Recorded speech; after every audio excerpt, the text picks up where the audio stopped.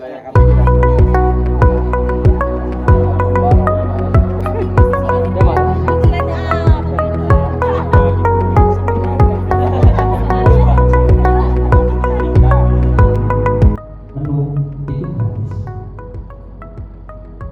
diantar karena kan mahasiswa biasanya kalau apalagi bukan orang aslinya gitu kan, kalau lagi males kan minta diantar. Dulu belum ada yang jadi mereka tertarik, makanya mereka banyak membawa ada 40 orang. Nah, itu uang itu buat beli alat masak, buat beli bahan makanan.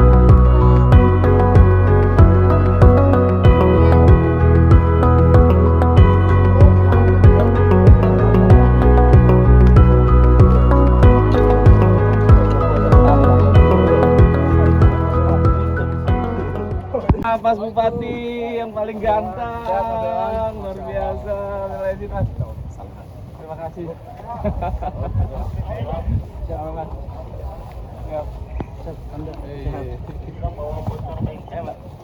Buka gubuk kita Mas. Nah ini adik. Oh iya. Nah, semua Mas. Fansnya Mas Bupati semua ini. Fansnya Mas Bupati. Kita ke ruangan dulu Mas. Itu yang jalan Pak gitu ya. Kan Bapak.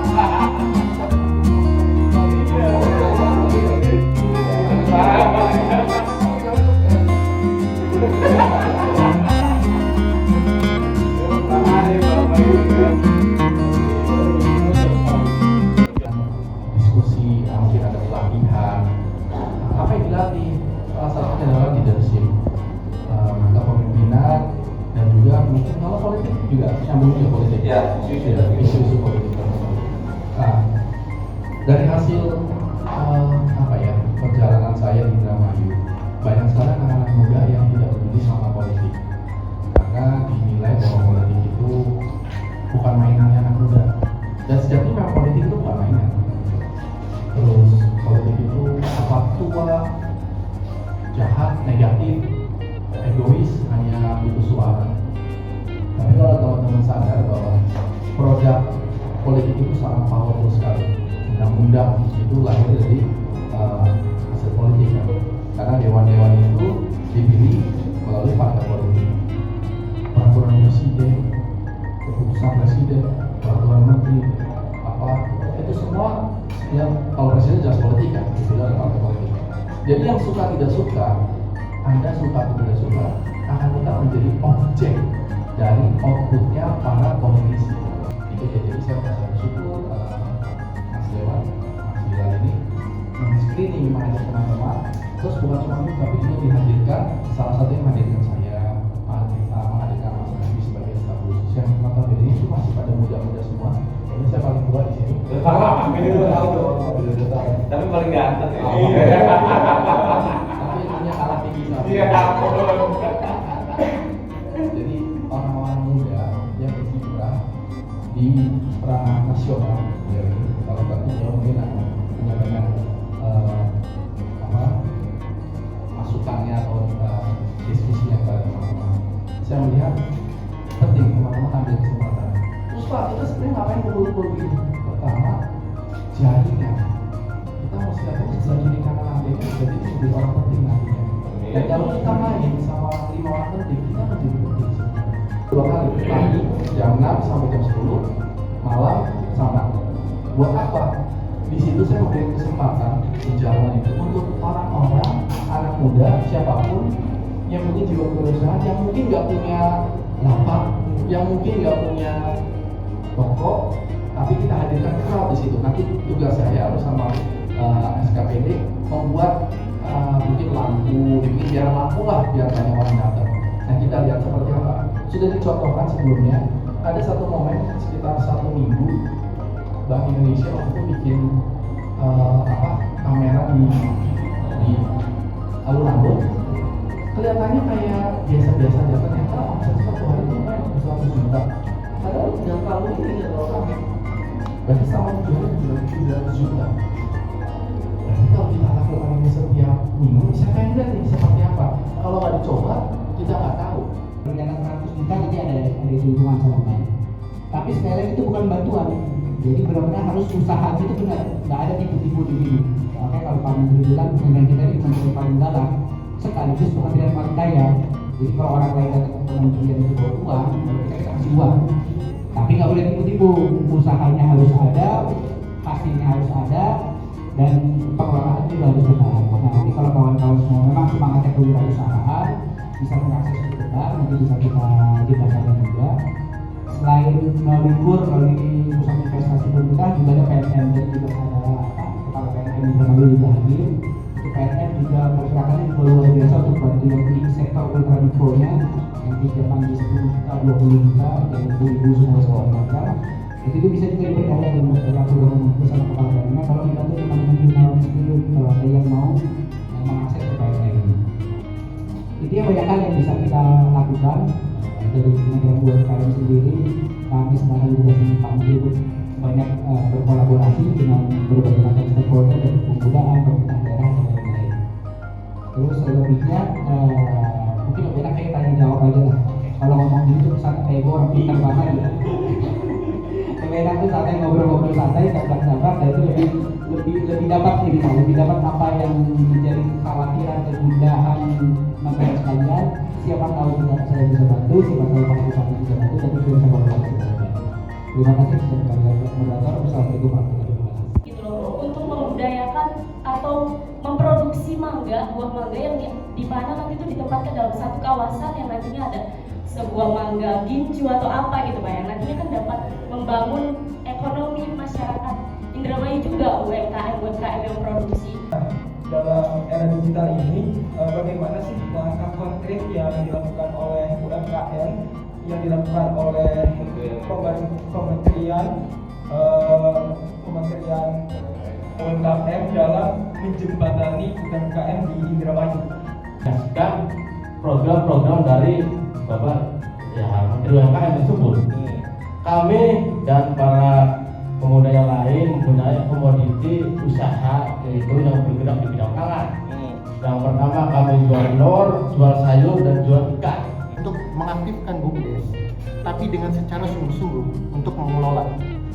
Dan kawan saya tadi, siapa namanya, Mas Haji itu berkata kan, kalau misalkan BUMDes itu bisa dikelola dengan benar, UMKM akan terbentuk. Di mana kita membahas tentang UMKM Indramayu harus mempunyai satu ruangan untuk makanan-makanan khas Indramayu itu harus diupdate Pak.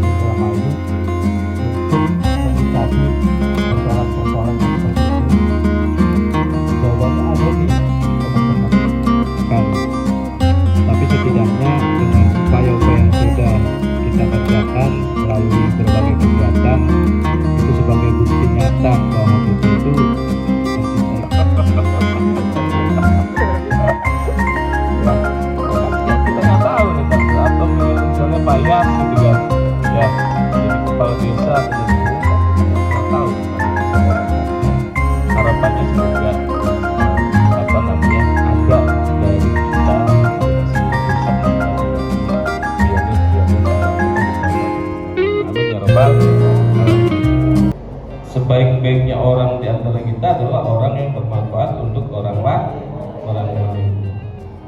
Karena esensinya adalah ketika kita bisa bermanfaat untuk orang lain, berarti kita bisa memberikan kebahagiaan untuk orang lain, membuat orang tersenyum.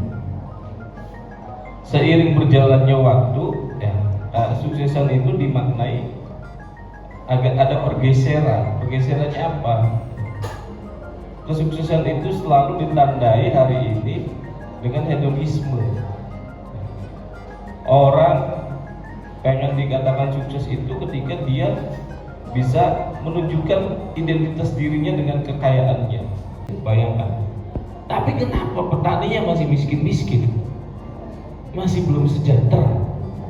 Itu kan pertanyaan dasar yang harus dijawab oleh kita.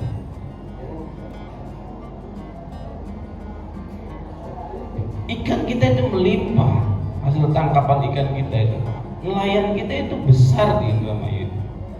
Tapi kenapa masyarakat di sekitar pesisir itu masih kurang sejahtera? Karena saya percaya di pikiran dan hati anak-anak muda itu masih ada rasa cinta, masih ada rasa kepedulian untuk daerah kita tercinta. Saya masih menaruh harapan terhadap anak-anak muda. Semoga dalam doa saya selalu, ya Allah, pertemukan saya dengan anak-anak muda yang punya rasa cinta yang dalam terhadap Indramayu.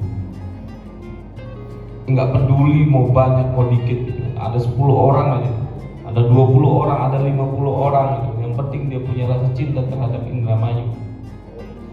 Kita bergerak bareng-bareng dan saya yakin kita mulai dari bawah itu bisa kita membongkar tabir-tabir itu.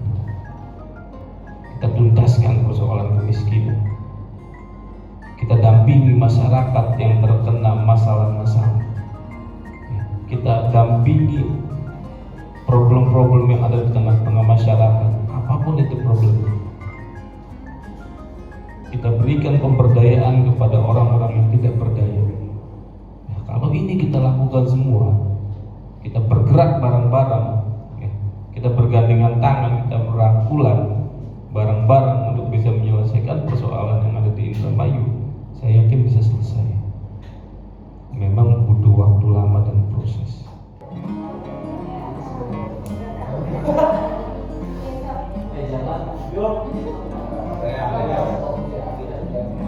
Jauh lah. Iya, siap.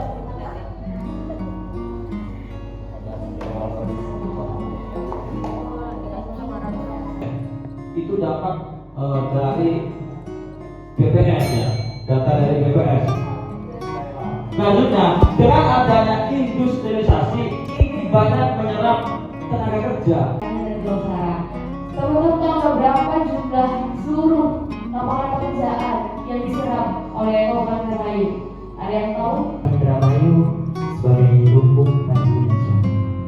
Indramayu terkenal sebagai lumbung padi nasional dengan luas lahan sekitar 250.000 hektar. Seperti itu. Jadi pemerintah mengupayakan lewat balai latihan kerja. Bapak juga terima kasih.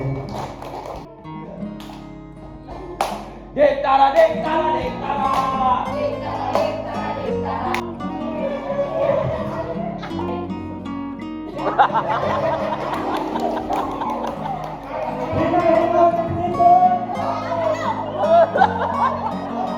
Diam-diam merayap. Diam-diam merayap. Yo, jadi muda.